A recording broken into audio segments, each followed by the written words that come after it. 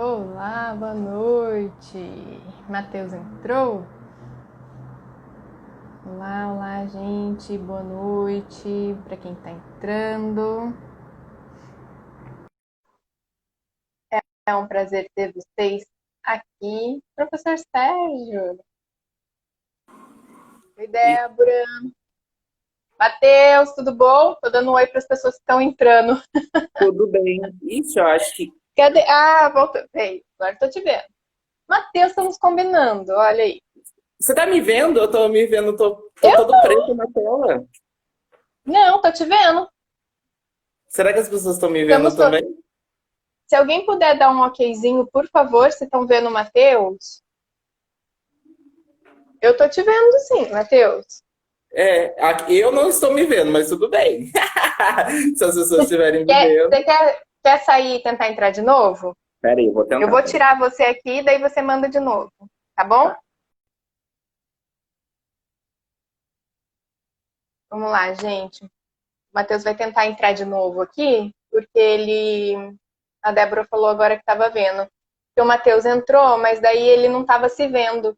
Então ele vai pedir a solicitação aqui de novo para a gente começar nosso bate-papo de hoje, da nossa rodada de lives Que País é Esse? Onde a cada semana eu estou trazendo um convidado para falar sobre uma realidade diferente do nosso país. E assim a gente poder ir construindo um olhar diferente. Matheus, deu certo agora? Vamos Eu não ver. estou me vendo, mas se as pessoas estiverem me vendo, não tem As problema pessoas nenhum. estavam te vendo, falaram aqui que sim. Ah, então tá bom, tá ótimo. Mas calma aí, mas agora tá preto ainda. Agora ainda não tô te vendo. Oxi. É, é vamos ver se começa aí.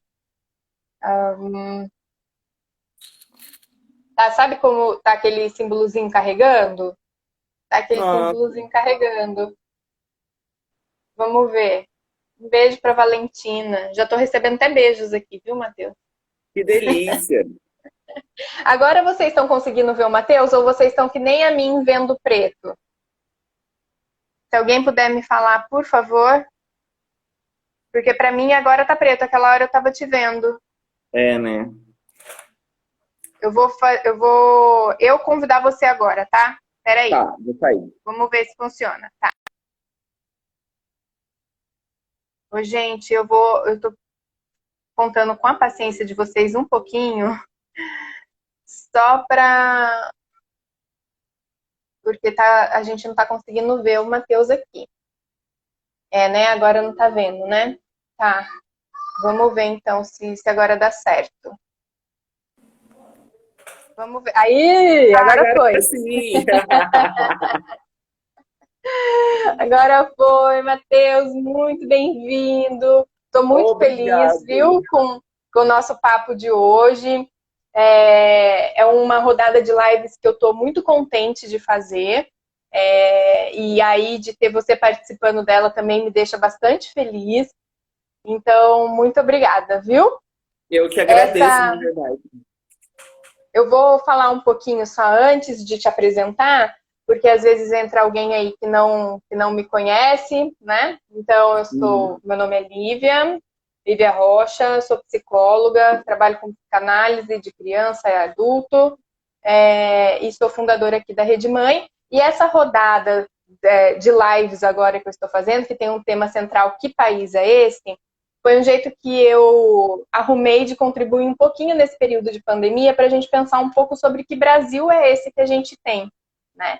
Então, cada semana eu chamo alguém diferente para trazer uma realidade diferente e a gente ir construindo juntos uma identidade do que é esse Brasil, de quem somos nós, do como a gente pode transformar as coisas, como a gente pode aprender com as pessoas, com situações diferentes, realidades diferentes, e aí eu queria que você estivesse aqui.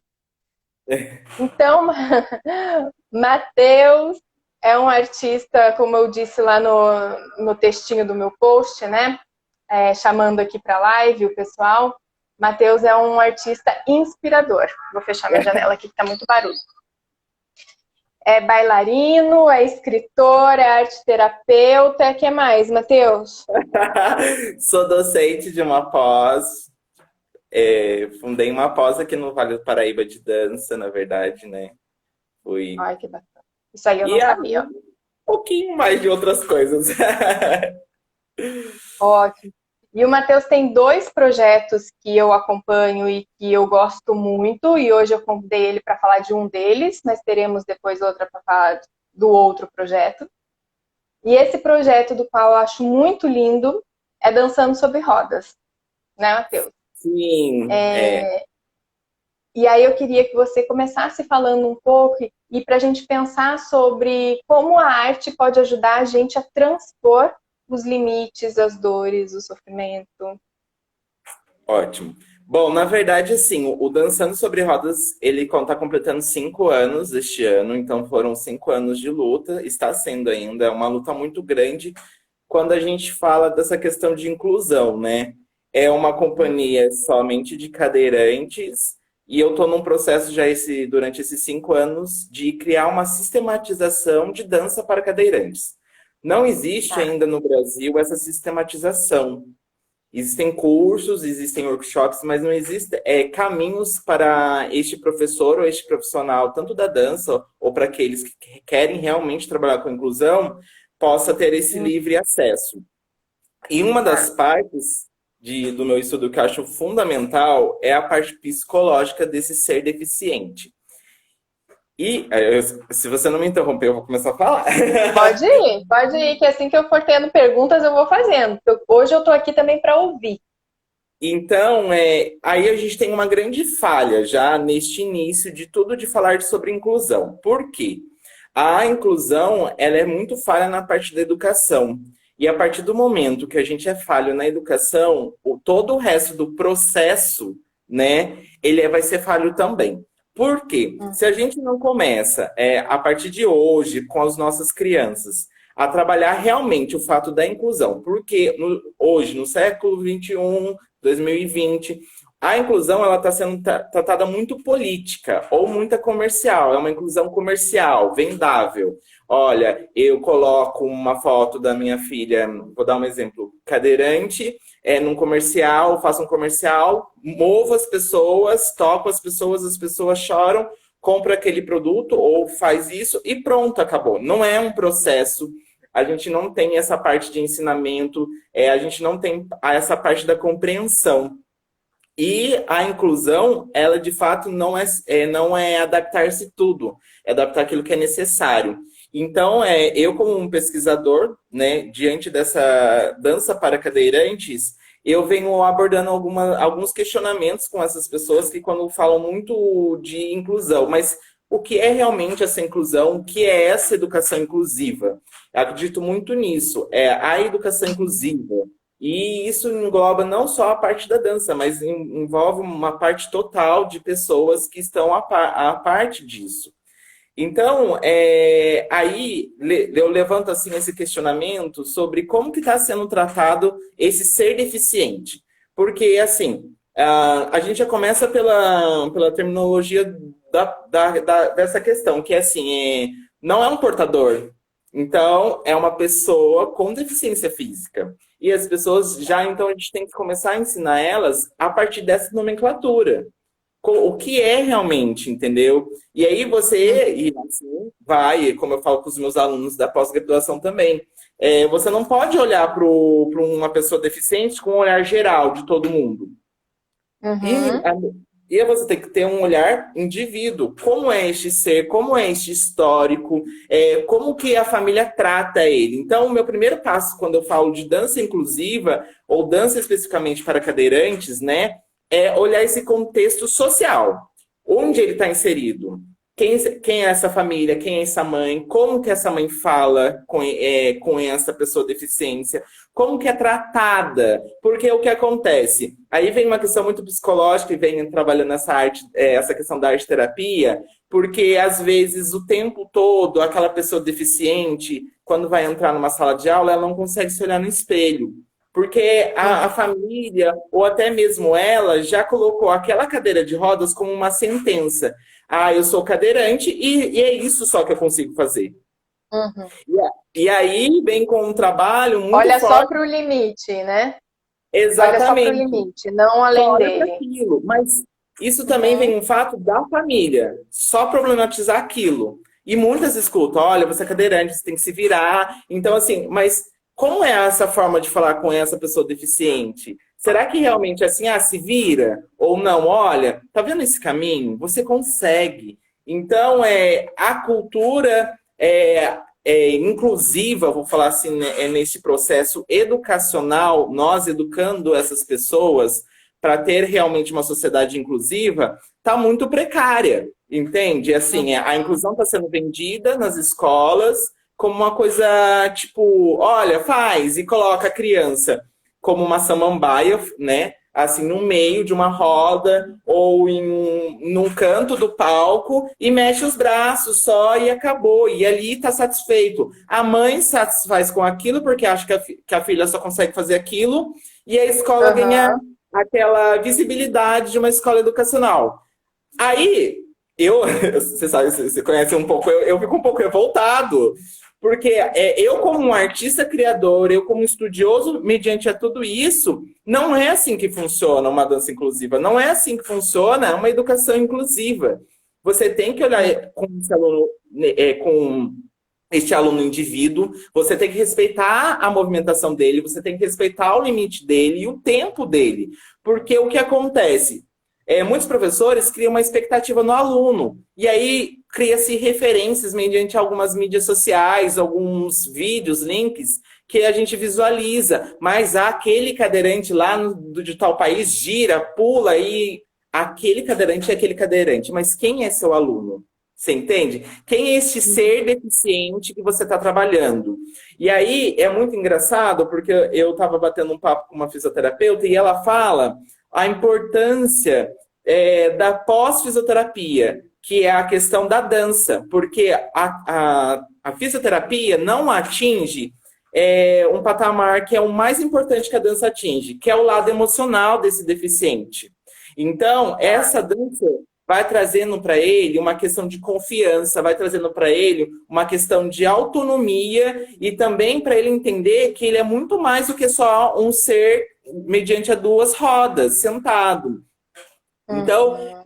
eu acho que eu começo abrindo, falando um pouco sobre isso, que esse ser deficiente ele é muito mais apenas do que um rótulo. A gente tem que parar de rotular essas pessoas, são pessoas comuns, elas também têm seu momento de lazer, vão ao shopping, passam suas dificuldades, porém em que aonde ela se situa no meio da dança. Que não existe, entende? Não tem esse fragmento aqui, olha, a dança inclusiva tem isso. Por que eu falo isso? Eu tô assim, numa pesquisa muito constante para traçar uma linha da história da dança sobre cadeira de rodas. Porque existe a dança na cadeira de rodas em si, que é mais dança de salão, mas não existe uma dança de cadeira de rodas onde o meu aluno ele tem uma liberdade de criação, de Uhum. apropriação de movimento e de uma pesquisa corporal. Por que não existe isso? Porque ainda a dança, a dança é muito elitizada, já começa aí. Então, como que Uhum. eu chego no meu aluno cadeirante lá da periferia? Qual é o trabalho que eu tenho que fazer para chegar até ele? Porque ele não tem condição de pagar uma escola, ele não tem condição de pagar uma aula particular. E aí fica nesse questionamento que a dança nada mais é de uma questão de contextualização social. E aí que entra essa parte de arte-terapia e entra essa parte de pesquisa psicológica, porque o aluno já entra desacreditado nisso. É um processo de assim que ele já entra falando que ele é um fracassado. E aí, assim, acho formidável quando eu falo estourar a bolha da família. Quando Uhum. eu mostro a realidade daquela pessoa deficiente, daquele aluno cadeirante, que ele é muito mais do que a família acha. E que ele começa a criar essa autonomia. E você vai começando a notar isso nas meninas. As meninas começam a se maquiar sozinhas, elas Uhum. começam a querer sair sozinhas, começam a pegar Tem um um carro que ganho a de pessoa tem que comprar, autonomia. e vai criando essa autonomia. Aí você, como Ah. esse. Eu não, Eu não me considero um professor, eu me considero um facilitador, um mediador para minhas alunas. E eu, como esse mediador para elas, vou mostrando que a dança é muito mais do que mexer um braço, a dança é muito mais que gira para lá e gira para cá. Ela trata você até o seu limite. Quando você pensa que chega nesse limite, você vai muito mais e você vai aprofundando isso. E você vai criando para ela uma questão de pluralidade múltipla de todas as questões, tanto social, tanto política, elas saberem mais se embasar no que elas estão falando. E assim, as pessoas deficientes, elas não têm a noção de que existem muito por trás leis que podem facilitar isso para elas. Então, é muito mais do que ser um professor de dança, seu amigo, seu psicólogo, entre aspas. Psicólogo não, vou tirar essa palavra. Ser o ouvinte dessa pessoa, que eu acho que isso é muito principal. Você ouvir ela, você também tem que ter um momento de ensinar ela que existem leis que favorecem ela, que não é praticado em nenhum lugar. Sim. E aí deixa uma curiosidade minha e para eu ir construindo um pensamento aqui de todo o seu projeto. Como é que você chegou nisso, né? Como foi que lá no meio do seu trajeto como dançarino você pensou, nossa, eu acho que eu quero trabalhar com cadeirantes, né? Vou fazer cadeirantes dançarem. Como é que surgiu isso na sua vida? Foi uma coisa muito louca. Na verdade, a minha primeira aluna, que é a bailarina fundadora, ela postou numa rede social assim: olha, eu gostaria muito de dançar. Alguém sabe onde tem aula de dança para cadeirantes? Uma amiga minha marcou eu em comum, e aí eu falei para ela: olha, eu nunca dei aula para cadeirantes, mas eu posso tentar, vamos. E aí foi essa busca constante de um espaço, uma escola que pudesse abrigar este projeto, né? Começou como um projeto, essa experimentação. Foi muito difícil, as pessoas negavam, elas assim, inventavam desculpas e era muito triste, porque você vê isso não só na escola de dança, você vê numa escola regular também, né? E aí, então, Na escola, na rua, no trabalho? em todos os lugares é uma dificuldade. Então, assim. E aí eu consegui a Elo Escola de Dança, que abrigou a gente, faz 5 anos que a Elo abrigou a gente, então faz 5 anos que eu estou trabalhando lá com a escola, com essa parceria. Então, assim, elas são alunas da escola. Porém, nós temos uma companhia de dança. Então, dois projetos unidos. E aí eu comecei a experimentar com a Gabriela. A Gabriela foi a primeira. E aí eu bati muita cabeça, porque eram 3 regras. Primeiro, a gente não podia ver vídeo como referência. Segundo, a gente não podia se limitar a algumas questões. Então, tanto de experimentação corporal, a gente tinha que fazer tudo. E terceiro, nós tínhamos que procurar um fisioterapeuta para a Gabriela acompanhar e eu estar acompanhando também. Tá. Eram essas regras. E foi desenvolvendo. A Gabriela foi criando autonomia, a Gabriela tinha pouca movimentação e ela foi criando essa autonomia até dançar como ela dança hoje, né? E criou-se um repertório corporal. E as outras meninas, então assim, toda vez que eu dançava um espetáculo com a Gabriela, tinha uma cadeirante. E essa cadeirante se interessava e ia procurando. Então, o Dançando sobre Rodas foi construindo por meio dessas apresentações. E em 2019, o Dançando sobre Rodas teve uma modificação total. Eu pausei durante quase 6 meses. Eu não quis mais trabalhar porque eu achava que eu estava num caminho muito errado. Por um lado, eu estava mesmo num caminho errado, que era somente aquela que não tem embasamento teórico. Então, eu não tinha esse embasamento teórico, essa pesquisa aprofundada. Mas, por um outro lado, eu estava muito certo de eu não dar referências corporais para minhas alunas. Então, era um equilíbrio ali.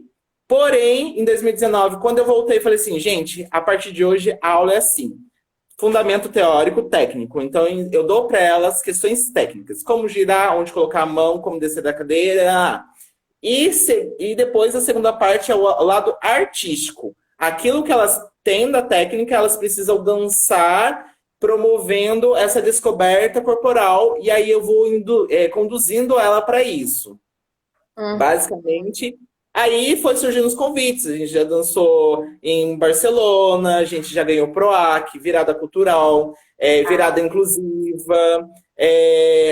2 anos para Barcelona, nós dançamos os Jogos Regionais e Paralimpíadas, abrindo a Ju tá aí acompanhando a gente, ela que fez esse convite maravilhoso também. A gente não sabia da grandiosidade que era tão grande assim.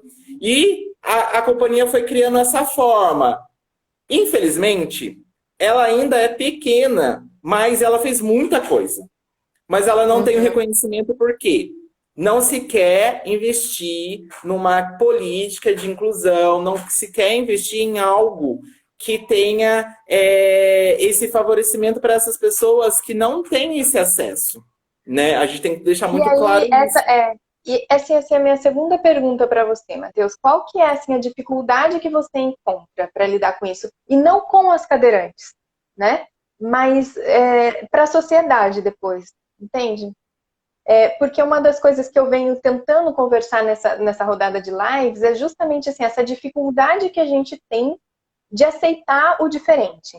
Não interessa que diferente seja, entende? Se é cadeirante, se é alguma outra síndrome, se é a cor da pele, se é a orientação sexual, se é a região do país que se mora, se é, entende? Não interessa. Se é a ideologia política que se tem, por que é tão difícil? Então, esse é um dos propósitos dessas lives todas que eu estou fazendo. Quais são as dificuldades que você encontra na hora que você fala, então, patrocinador, ou possível patrocinador, né? Eu tenho uma companhia de dança de cadeirantes, e como que é que as pessoas recebem isso? Qual é a sua dificuldade? Eu tenho uma frase muito forte na minha vida, que eu sempre falo para meus alunos, e até às vezes para mim, o novo assusta. Assim, trabalhar com inclusão é uma coisa muito... Trabalhar com o diferente é muito difícil. Porque a sociedade já está enquadrada. Então, você tem seu horário, eu falei isso hoje até. Você tem seu horário para bater o ponto, você tem seu horário para almoçar. E quando alguém tira isso da sua rotina, você fica perdido. E aí você não tem como perceber. E é muito difícil isso, porque quando você vai falar sobre o projeto, como você vai, então fala, ai, que lindo, chora, se emociona. Aí eu falo assim, olha, eu só preciso de R$ 100 para fazer a manutenção da roda da minha aluna. Ah, então, sabe como é que é? E aí começa... Então, peraí. Aí eu me questiono eu como um artista, né?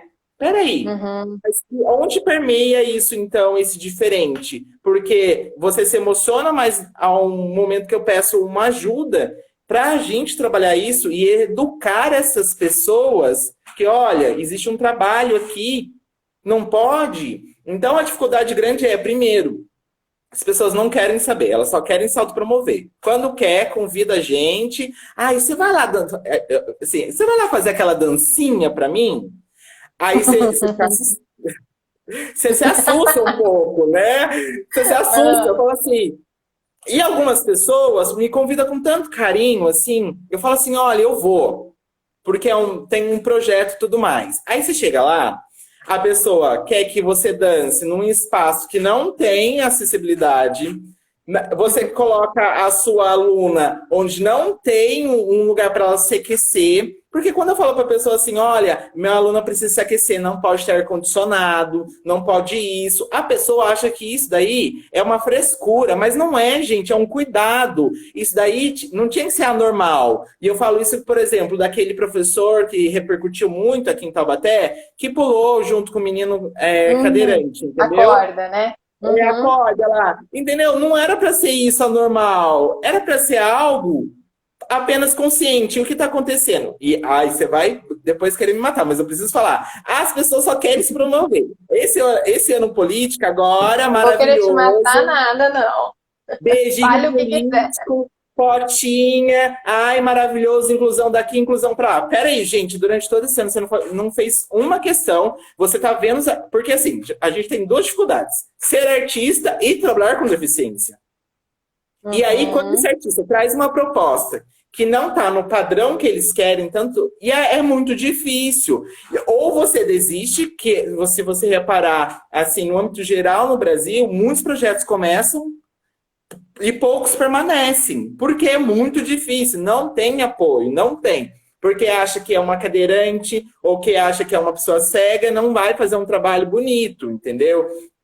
As pessoas têm Uhum. que parar um pouco de quebrar de ver esse estigma de dança apenas aquela bailarina que tem grandes pernas. A dança, na verdade, ela é para todas as pessoas. Quando o ser humano, quando as pessoas que são patrocinadoras olharem a dança para um outro viés, as coisas vão melhorar, as escolas vão melhorar, a acessibilidade vai melhorar, porque é o que acontece nos dias de hoje. Ah, se você é gordinha, ou se você é magro, ou se você é isso, você não serve para dança. Mas espera Uhum. aí, quem rotulou isso? A dança clássica, ela tem uma tradição e tá tudo bem, a gente respeita as tradições. Mas os outros viés de danças? A dança contemporânea, eu luto por isso, por isso. Porque a dança contemporânea, ela olha como um indivíduo. E a partir do momento que as pessoas começarem a parar de rotular qualquer pessoa e tratar como ser humano, eu acho que a gente vai conseguir entrar nesse caminho. Eu sei que me desviei um pouquinho da pergunta, mas eu volto agora para a pergunta. Tudo bem, tudo bem. Porque eu, quando falo de inclusão, tem um sentimento de revolta dentro de mim que tenho que se trabalhar também, porque ao mesmo tempo que eu quero fazer muitas coisas, eu me frustro e eu tenho que passar para as minhas alunas uma outra forma, para elas não desistirem. Se eu desisto, eu já Uhum. estou sendo o momento de falar assim para meus alunos: olha, desculpa, eu fui só até aqui. E não, eu brigo com o Uber. O Uber uma vez não aceitou a minha aluna. Eu fui lá e falei: e aí? Você quer que eu denuncie você ou você quer que eu quebre seu carro? Tive que falar. Porque senão ia rasgar o sofá dele. Falei: que mentira, olha o tamanho do seu carro. Então, Uhum. as pessoas elas colocam muito empecilhos quando trata muito de inclusão. O DJ Pedrão, aí, ó, já coreografei o DJ Pedrão, maravilhoso. Ele é da família Down, ele tem síndrome de Down, ele é DJ. E olha como. Gente, se você vê o trabalho do garoto, é maravilhoso, entendeu? E aí a gente tá com isso. Vamos parar de rotular as pessoas. Inclusão não é isso, tá bom? Próxima pergunta. Falo demais. Tudo bem. Eu acho a questão da inclusão, é, talvez eu não sei se eu vou exagerar, não. Eu acho que é bem por esse lado. Eu acho a questão da inclusão de deficientes, sindrômicos, muito próximo da questão do racismo, que a gente está falando muito agora e por isso que eu tô colocando ali, tá? É uma coisa assim, que todo mundo sabe que tem, todo mundo até acha legal falar que é contra, né, que é a favor daquela mudança, mas a gente tem muita dificuldade de incorporar essa mudança. E a gente pode pensar isso sobre diversos aspectos, eu acho, né, Matheus? Quando a gente tem que lidar com o diferente, tem uma cena, na primeira live dessa rodada, eu comentei sobre esse filme, não sei se você já assistiu, esse filme chama 7 Minutos Depois da Meia-Noite. Não vi, vou marcar. Para quem também nunca assistiu, assista. Prepare-se para chorar muito. Mas tem uma cena desse filme que eu fiquei bastante impactada, que o menino estava assistindo televisão com a mãe, e era uma cena do filme King Kong. Antigo, né? Um filme super antigo, aquele preto e branco. E aí começam a atirar no macaco, e o menino pergunta para a mãe, mas por que estão matando ele? Né? E a mãe fala assim, porque as pessoas têm medo daquilo que elas não conhecem. Nossa, disse tudo. É,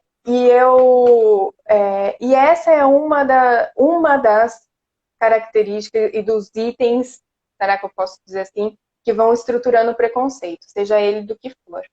Porque a gente tem muito medo daquilo que a gente não conhece, então a gente prefere atacar, né? E muitas vezes matar para não correr o risco daquilo voltar e eu ter que lidar com aquilo de novo.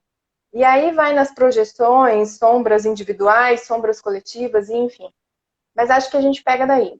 É muito difícil a gente mudar algum conceito, mais difícil ainda mudar alguma estrutura social se a gente não se dispõe a conhecer. E aí, o diferente, tudo aquilo que é diferente é aquilo que eu não tenho identificação em mim. Uhum. Né? Então, eu estou falando de um jeito bem superficial, resumido, né, a situação. Então, se eu cresço sem conviver com nenhum negro, eu não tenho nenhuma referência disso. E a pouca referência que eu tenho vem de um racismo estrutural que me diz que aquele negro existe para servir, né? A minha referência, qualquer negro, e a gente já vê isso em criança, não vai escolher, uma criança branca não vai escolher um negro para brincar quando ele tiver 7 anos de idade num parquinho, porque não é de identificação minha. Sim. Com o deficiente, não é diferente. Se eu não convivo com um cadeirante, eu não tenho noção do que é a vida de um cadeirante, do que ele passa, o que ele precisa, e eu passo a acreditar que então ele está que ele está em cima de uma cadeira de roda e ele é inválido. Ele não está com a perna sem se mexer. É uma pessoa inválida, né? Uhum. E se bobear, tem gente que acha que o cadeirante nem pensa. Né? Que virou um deficiente completo. Entende?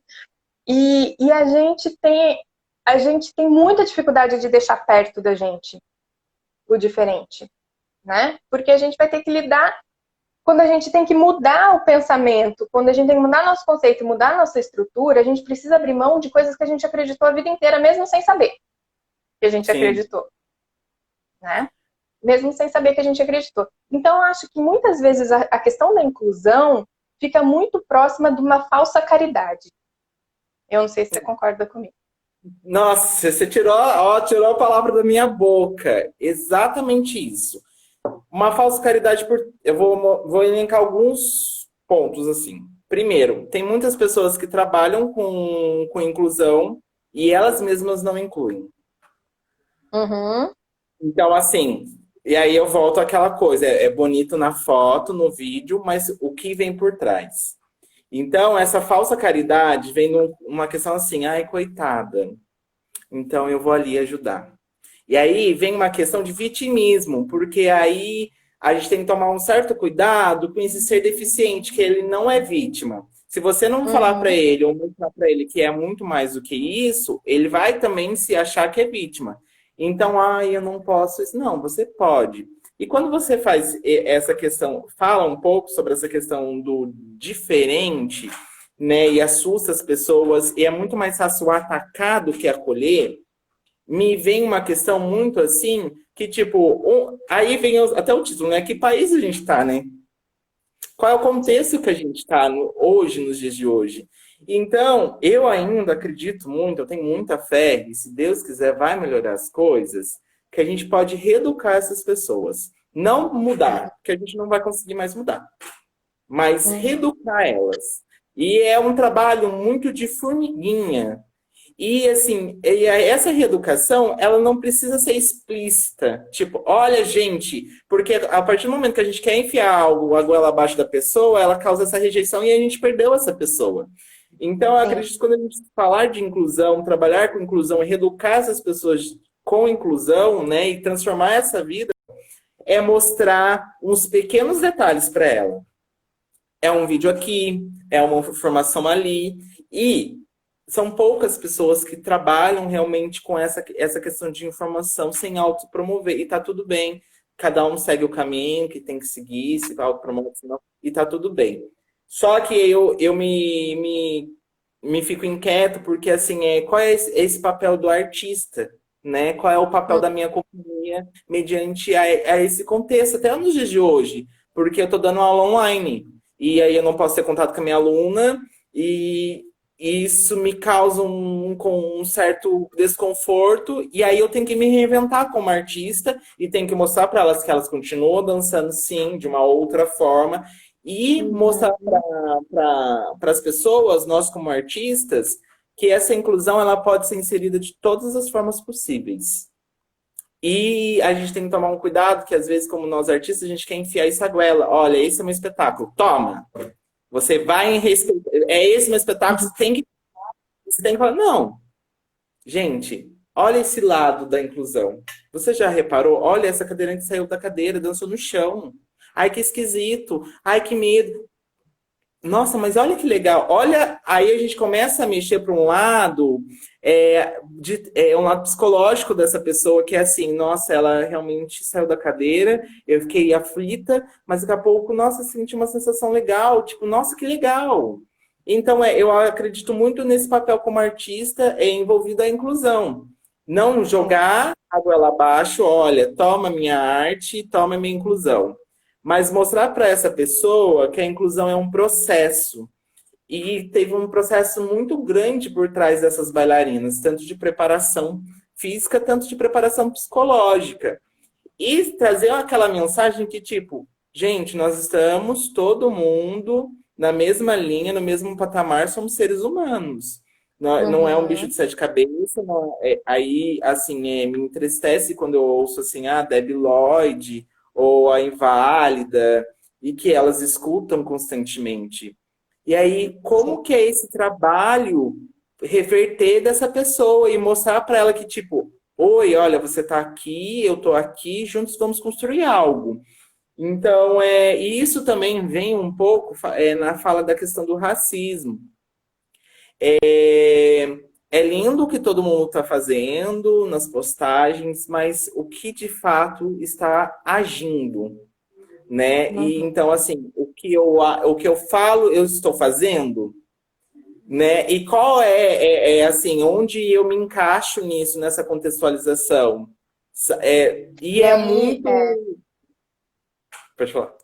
desculpa, cortei seu raciocínio. Que eu queria pegar essa Não. situação da arte para a gente explorar um pouco mais, que eu acho tão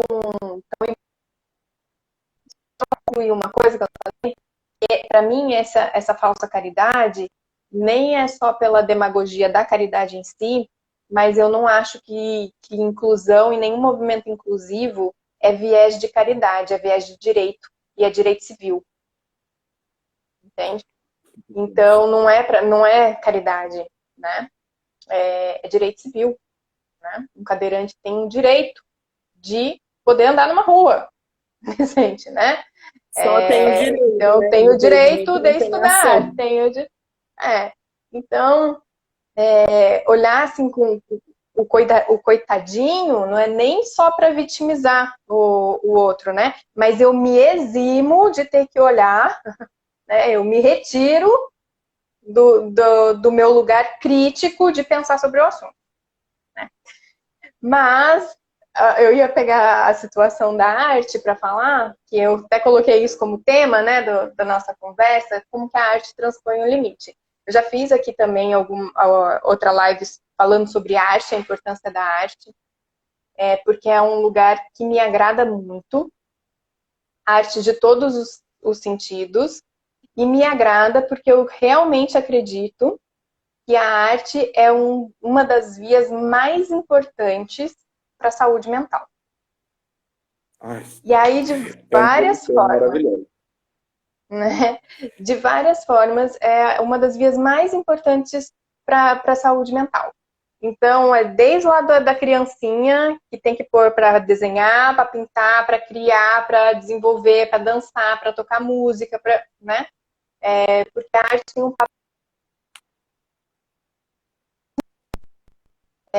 a arte salva vidas.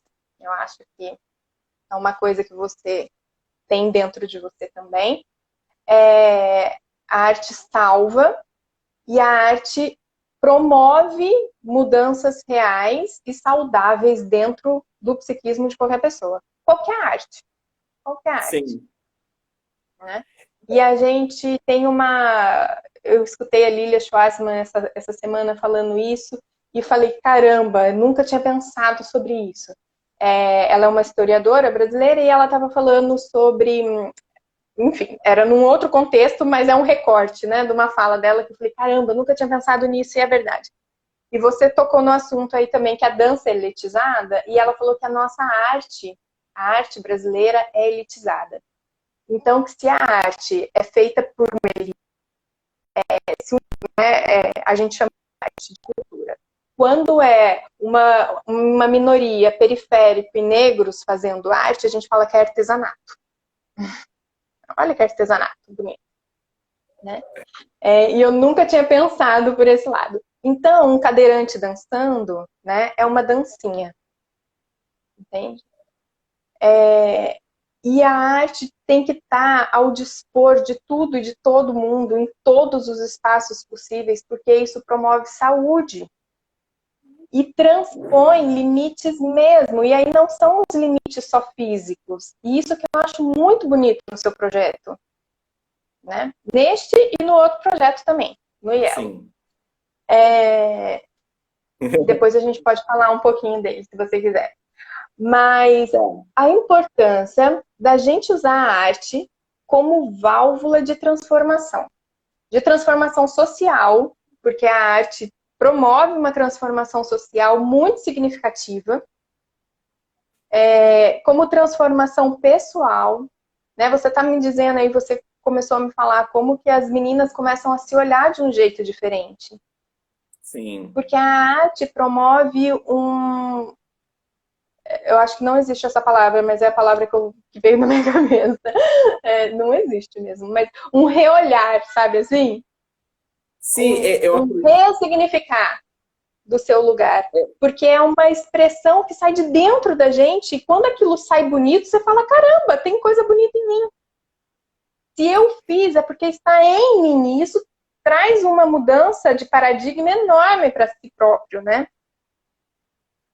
É uma questão de autoconhecimento, né? Eu acho que a arte, ela promove esse autoconhecimento de qualquer pessoa que está fazendo, e ela começa a pausar o tempo dela e olhar eu falo muito isso, esse ser em movimento. Quem sou eu, né? Quem é esse corpo que está se movimentando? E além dela se descobrir nessa movimentação que, tipo, eu consigo e vou prosseguir mais com outras coisas, elas conseguem transpor esses limites que a própria sociedade ou o próprio dia a dia dela, o limite de escovar o dente dessa coordenação motora, ela vai começando a escovar e isso vai motivando ela para uma zona muito linda, que eu acho que é o amor próprio. Eu acho que, assim, esse amor próprio. E aí o escovar dente já se torna um pouco mais fácil, o sair do carro também já começa a quebrar esses paradigmas que, tipo, alguém tem que ajudar. Não, ela consegue trabalhar isso. E a arte, mediante essas meninas cadeirantes, ela vem de um impacto muito forte, porque, infelizmente, ainda no Vale do Paraíba, a cultura em si é fraca, né? Falo mediante a minha cidade, Taubaté, é fraca. Então, o dançar, você ir buscar uma aula de dança, qualquer pessoa, já é um primeiro desafio.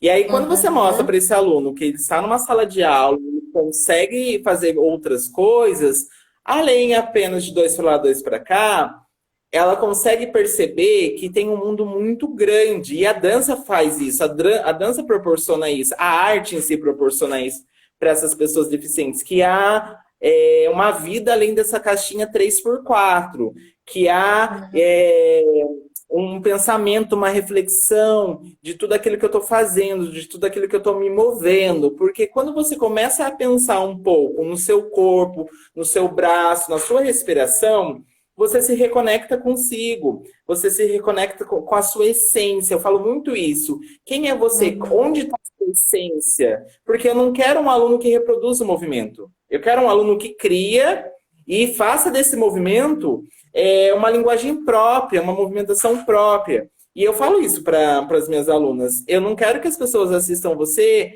falando assim, nossa, que linda aquela cadeirante. Eu quero que as pessoas assistam e falem, nossa, que lindo o espetáculo dessas bailarinas. É diferente. Porque aí elas começam a ter uma linha muito mais profissional. E elas conseguem se sentir um pouco igual. Porque ainda tem essa desigualdade. Eu acho que faz o seguinte, assim, é como se a arte promovesse colocar uma vírgula, sabe? Mais ou menos assim. Antes da arte, eu sou cadeirante, ponto. Né? Depois da dança, eu sou cadeirante, vírgula, mas sou dançarina, mas sou, não sei o que lá, e por aí vai. Né? E você tinha comentado também o quanto que, por exemplo, ganhar outras pessoas que têm esse preconceito depois que elas veem o espetáculo, né? Eu também achei super interessante, porque eu também acho que é o papel da arte isso. Promover incômodo, né? Promover o outro a ver o inesperado, a ver o outro que não... A ver uma coisa que remexa a gente de um jeito, tire a gente do lugar para ver uma coisa diferente, né? E eu acho Ah, que ver um cadeirante dançar, pelo menos para mim, dá essa sensação. Tira... a arte.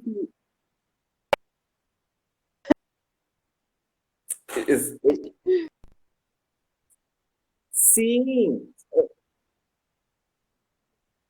Extra. Eu acho que assim, a dança inclusiva, ou a arte inclusiva, ela vem com o propósito de alfinetar, mas tem que ser sábio quando você faz isso, de provocar, porque às vezes as pessoas querem chocar por chocar e não tem um lado, um viés por trás disso de reflexão. E a arte, ela vem Uhum. para isso, para alfinetar as pessoas. E eu faço isso de uma forma muito simples.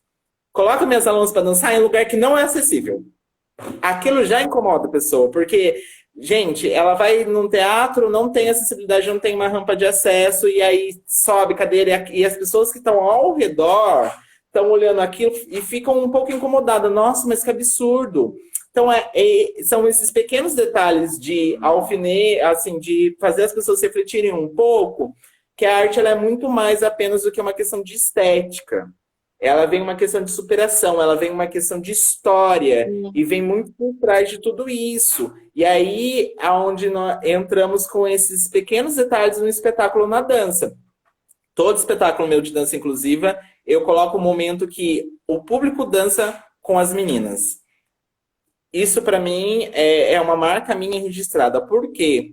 É muito fácil eu falar de inclusão, falar da cadeirante e tudo mais. Mas você já sentou numa cadeira de rodas? Você viu o quanto que ela tem que Uhum. ter força, o quanto que ela tem que girar, se o pneu tiver murcho já é... Então, volta que ela fala, né? Reeducar as pessoas de uma forma de pensar nessa arte que transpõe, que transcende, vamos dizer assim, essas pessoas. E pensar nessa arte de um ato não de protesto, mas de reflexão. A gente anda Sim. confundindo um pouco a arte que protesta e a arte que reflete.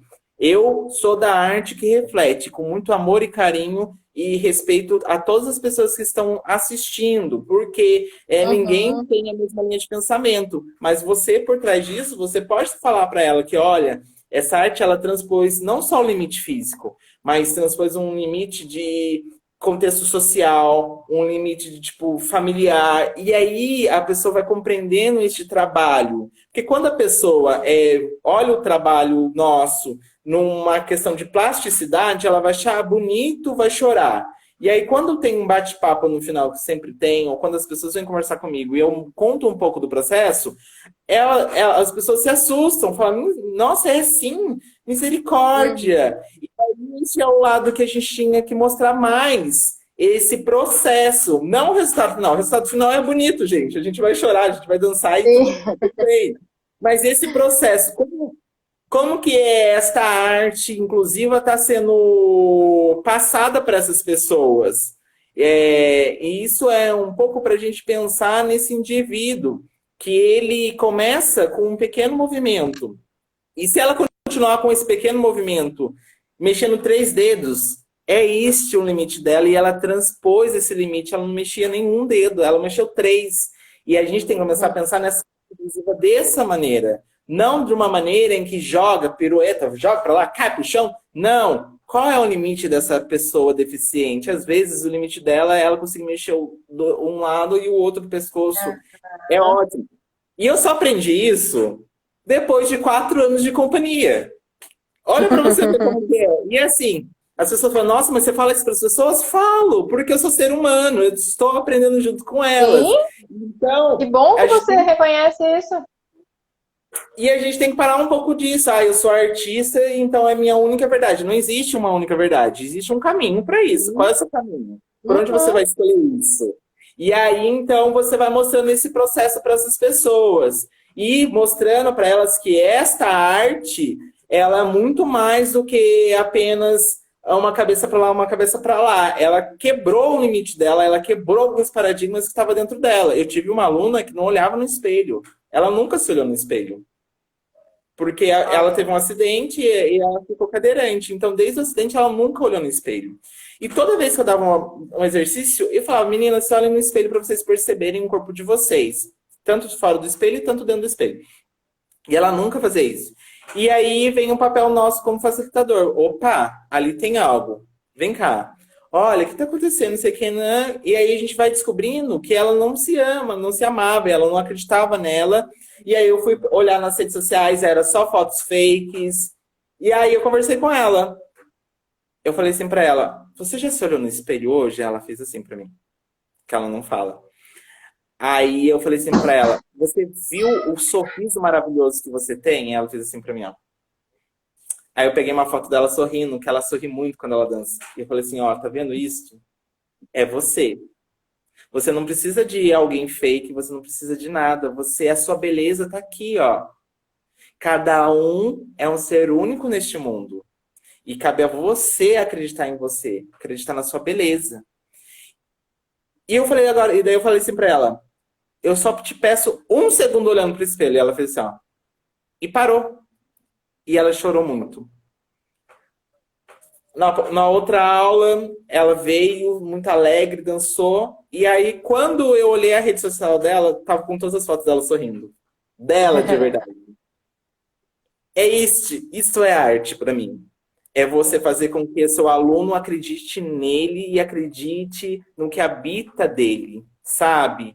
E isso é muito importante. O Diego está falando sobre isso, que é preciso olhar o indivíduo e entender que cada um está no momento. É exatamente isso, Diego, que eu bato umas figurinhas com o Diego e a gente fala muito sobre isso. Foi o momento dela. E se a gente puder levar isso para todos os lugares da vida, né, Matheus? Porque isso permeia todas as relações e qualquer lugar que a gente tem muita dificuldade de olhar para o outro, até porque a gente tem muita dificuldade de aprender a olhar para a gente, né? Então, Sim. se a gente sequer se olha, dificilmente a gente vai olhar para o outro, né? Eu falo isso para algumas pessoas e quem se dispõe a começar a prestar atenção vai ver que isso é verdade, né? A maioria das conversas que a gente está, ou que você presencia, não é uma conversa. Parece, se você começar a prestar atenção, parece conversa de doido, porque ninguém escuta o outro escutando só. Todo mundo escuta já querendo dar resposta, sabe? Então a pessoa está ali escutando, já pensando no que vai responder, né? E é sempre para prevalecer a minha palavra, a minha opinião, minha vontade, enfim, né? A gente não se sossega no nosso lugar para esperar ver o outro, para ouvir o outro, né? E eu acho isso muito bonito. É muito bonito isso que você falou agora. Muito bonito mesmo. Quando eu aprendi isso com uma palestra que foi do CVV, eu nunca mais esqueci, né? Que momento você para ouvir. E quando você realmente está disposto a ouvir, você tem que ter tempo. E o que acontece na nossa vida hoje é assim: ah, oi, tá tudo bem? E acabou. Tipo, mas realmente a pessoa tá bem? Como que você olha isso, né? E isso vem me refletindo no papel de hoje, neste momento atual da nossa vida, esse papel da arte. Porque quando você ouve uma música ou quando você assiste algo ou alguém, você parou para olhar, você parou para ouvir. Por mais que seu inconsciente você tá ali ouvindo, você tá naquele momento. E eu acredito muito nisso, nessa arte, que você tem que respeitar esse momento e estar neste momento, né? E olhar para este momento, onde eu estou, onde eu me situo. E tá tudo bem se eu não me situar em nenhum lugar, e tá tudo bem se eu não parei. Uma hora você vai ter esse tempo, uma hora você vai parar e pausar este tempo. Mas o que é neste momento, nós como seres humanos, temos essa relação com a arte toda. Ela tá possibilitando para a gente um vasto conhecimento assim muito grande, porque você começa a fazer coisas que nem você imaginava a fazer, desde uma leitura do livro ou até mesmo você começar a dançar sozinho na sala. E aí vem essa questão, essa relação da arte, que ela transpõe essas questões de rótulos, né? Ela quebra isso de uma tal maneira tão sutil que você não percebe. Ah, homem não dança. Daí você vê se está dançando um forrozinho com seu marido na sala. Oi? Né? Então, que legal. Então, conseguir quebrar isso de uma forma tão sutil. Ah, homem não faz balé. Daqui a pouco você vê se está fazendo aquela nova modalidade de combate lá e tem umas coisas de balé, umas pernas. Então, é muito difícil neste momento a gente rotular o que é arte, o que não é arte, assim, de uma maneira muito pessoal. Cada um sabe aquilo que é arte, aquilo que não é, porque acho que para mim a arte é aquele momento que você toca a pessoa e que você faz com que a pessoa pare, nem que seja 10 segundos, mas ela parou e deu um suspiro. Falei, nossa, é verdade. E continuou e tá tudo bem, porque acho que quando a gente fala dessa questão de inclusão, é um fato assim também. Algum momento E alguém vai a, notar aquele cadeirante que está com e a dificuldade de passar na arte, rua. a arte, ela tem o poder de ser inclusiva. Em qualquer situação, ela tem o poder de ser inclusiva. Ela é tão inclusiva que ela inclui ou reinclui dentro da gente mesmo os nossos afetos, os nossos sentimentos, né? Ela é tão inclusiva que ela reorganiza a gente. Então, a gente precisa olhar para a arte para um lugar muito maior e mais importante que entretenimento ou passatempo, né? A arte, vou falar de novo, para mim é uma das vias mais importantes para a saúde mental. Eu achei que ia dar tempo da gente falar da Yellow também, não sei o que. Eu não, faltam 3 minutos para acabar a nossa live. Faltam Mas tudo 3 bem. minutos para acabar a live. E aí, eu quero poder falar algumas coisas antes e depois para você concluir aí se você quiser, mas para não correr o risco de cair na nossa cara, nessa live, eu queria dizer assim que eu admiro muito o seu trabalho e eu admiro muito você como pessoa. Eu acho que você tem uma força incrível e que você. E olha que eu conheço bem pouco da sua vida, tá? De pouquíssimas coisas que a gente conversou, tá bom? Mas eu acho que você, no seu processo difícil, e tenso, né? Você está aprendendo que a gente pode transbordar a dor na vida. E eu queria que você ficasse com essa frase dentro de você, porque quando eu pensei hoje que eu ia falar com você, Matheus, eu pensei em falar essa frase para você. Que você está aprendendo a duras penas, mas está, que é possível transbordar a dor na vida. Porque muitas vezes quando a gente está inundado de dor, seja de que ordem for, a gente tem a sensação que a gente só consegue aliviar aquilo na morte. Seja de que morte também a gente esteja falando, porque a morte pode ser até em comportamentos autodestrutivos, né, em escolhas ruins, em relacionamentos tóxicos, enfim. E quando a gente, e a arte é muito importante para isso, quando a gente descobre, e às vezes a gente descobre penando, sabe? E a gente transborda dor na vida, isso faz muita diferença, porque a gente começa a transbordar amor na vida do outro. E eu acho que é isso que você está fazendo. Você está conseguindo. Que Você está eu acredito. conseguindo cuidar da sua dor na vida e transbordar amor na vida do outro. É isso. Você tem 1 minuto para falar. Você vai cair. Ah, eu vou falar rapidinho. Eu juro. Eu acho que assim, você disse tudo. Eu transformo a minha dor em arte. Eu transformo aquilo que mais me machuca mediante a sociedade ou mediante a mim em arte. E a minha arte é a minha oração diária. Eu não existo sem arte. A arte ela é muito mais do que uma inclusão ou qualquer outro rótulo. A arte é aquilo que habita dentro de nós, aquilo que nós podemos oferecer de Mas melhor, 20 segundos.